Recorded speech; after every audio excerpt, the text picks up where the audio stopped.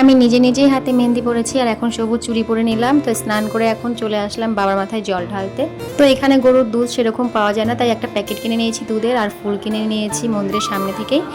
আর মেয়েকে নিয়ে বোনকে নিয়ে চলে এসেছি বাবার মাথায় জল ঢালতে। এটা হচ্ছে বাড়ির সামনে আমাদের মন্দির, গেটটা দেখা যাচ্ছে এই দেখো ভিতরে। তো এখন বাজে বেলা 12টা 12:30 মতো। আমি সকালে জল ঢালতে আসিনি, ওই যে বললাম তোমাদের আমাদের বাড়ি থেকে মন্দিরটা দেখা যায়। তো যখন দেখেছিলাম সকালে তখন অনেক ভিড় ছিল, অনেক লোকজন ছিল, তাই তখন আসিনি জল ঢালতে। আর এখন আসলাম, এসে দেখছি তবুও ভিড়, কিন্তু কম, অনেকটাই কম ভিড়। কয়েকজনই লাইনে দাঁড়িয়ে আছে, এই যে দেখতে পাচ্ছ সবাই লাইনে দাঁড়িয়ে আছে। তো আমাকেও লাইনে দাঁড়াতে হবে। তো এই দেখো মন্দিরটা তোমাদেরকে ঘুরে দেখাবো, একটু দাঁড়াও। তো এই দেখো সামনে যে গেটগুলো দেখছো এগুলো ঠাকুরেরই ঘর, কিন্তু ঘরগুলো বন্ধ করে রেখেছে, কারণ সকালে খুলে পুজো টুজো দিয়ে তারপর বন্ধ করে দিয়েছে। আর এই যে জায়গাটা দেখতে পাচ্ছ এখানে কীর্তন হয়, এখানে সবাই সাধু বাবারা বসে, ভক্তরা বসে কীর্তন করে, তো ওর জন্য অত বড় জায়গা রেখেছে।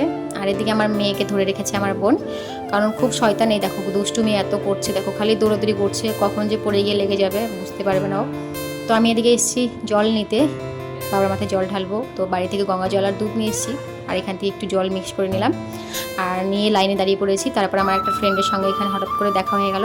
আমি যখন আগে এখানে থাকতাম তখন একসঙ্গে স্কুলে পড়তাম, একই ক্লাসে, তো এখন আমাকে দেখে চিনতে পেরেছে আর আমিও, তাই একটু কথা বলছি।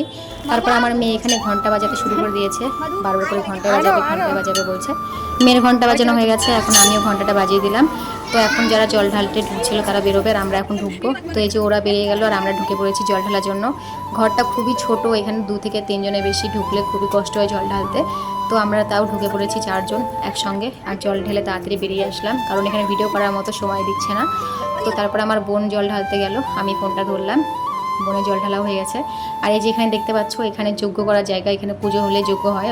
এখানে আরও কয়েকটা ঠাকুরের ঘর আছে, কিন্তু সেগুলো বন্ধ করে রেখেছে, কারণ আমি অনেক দেরি করে এসেছি, এখন দুপুর, ওর জন্য ঠাকুরের ঘরগুলো বন্ধ করে রেখেছে পুজো দিয়ে। আর আমারও বাবার মাথায় জল ঢালা হয়ে গেছে।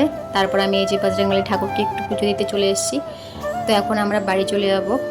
হর হর মহাদেব, সবাই সুস্থ থেকো, ভালো থেকো, টাটা।